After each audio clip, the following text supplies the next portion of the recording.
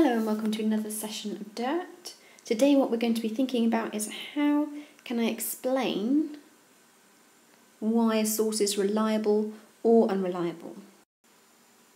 Well, let's start by saying what reliable means. Something's reliable if it's likely to be true, so it's really likely that this is the truth and it's accurate. Well, the things we need to look at to decide if something is likely to be true is, does this person have any reason to be one-sided? Do they have any reason to take one side of an argument that we're looking at or another one? Because if they're likely to be one-sided, how likely is it that everything they're saying is 100% accurate and true? We also need to think about, do they have any reason to exaggerate or to lie? Do they want to make things sound more exciting? Do they want to make themselves sound better or more important? Do they have any reason to exaggerate or lie? Because this is going to make something less likely to be true. And finally, where have they got their information from? How likely is this information to be accurate? Were they there at the time? Did they see what happened? Have they heard from other people? Where have they got their information from? So you've got to think about how likely their information is to be true. And if we think about all of these things, we can decide, as a historian, how reliable something is, how likely it is to be true. So let's have a go, first of all, at deciding how reliable a source is. Okay, so source C. So, does this person have any reason to be one-sided, to exaggerate or lie, and where have they got their information from? Okay, source C. Women who lived in Bayeux, which is in Normandy of France, stitched together a long piece of cloth telling the story of the Battle of Hastings. It was called the Bayeux Tapestry, and it was finished in 1077, but is a primary source because it was started in 1066. The women were never at the battle, but were told stories from people who were there. Harold Rex Interfectus Est, which you can see here in the picture, means here Harold dies. It shows Harold dying from an arrow in his eye. Just there.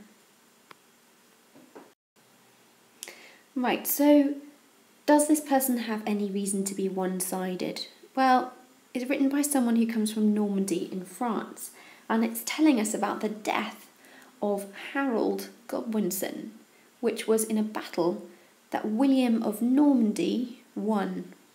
Does this person have any reason to be one-sided? It seems likely that they might have a reason to be one-sided, as they're going to be supporting the person, William of Normandy, who defeated Harold in this battle. Okay, let's have a think about the next question then. Does this person have any reason to exaggerate or lie? Well, again, it's possible that they're writing this or creating this source for William of Normandy. They might try and exaggerate how horrific the death of Harold Godwinson was to make William sound more like a hero. Where have they got their information from? Well, if we look down the bottom, it says the women were never at the battle, and they were told stories from people who were there. How likely is this to be accurate if they were never at the battle and they were told stories from people who were there? So we've decided that this source isn't very reliable. There are reasons for this person to be one-sided.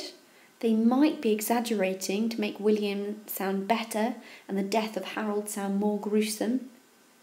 And they weren't actually there. They got their information from other people who were at the battle. So we've decided it's not 100% likely to be true. There might be some exaggerations. They might be being biased, one-sided. So we start by saying source C is not very reliable. Have we explained yet why the source is unreliable, or have we just said how reliable it is? So how could we explain why the source is unreliable? Well, we can pick from these reasons here and explain in what way they are one-sided or exaggerating. So, for example, the people who created the tapestry weren't actually at the battle. They relied on the stories of soldiers who were there. These soldiers may have been exaggerating things that happened at the battle to make it sound more exciting. This makes some of the things they said less likely to be true. So now we've explained that we think source C is not very reliable. We've explained why, that they relied on stories of soldiers who were there, and these soldiers may have exaggerated things that happened in the battle to make it sound more exciting. And we've gone back to our question and we've said, this makes some of the things in the tapestry less likely to be completely accurate or true. So we've explained why a source is unreliable. Have a go at explaining why one of the other sources is reliable or unreliable in your book in green pen.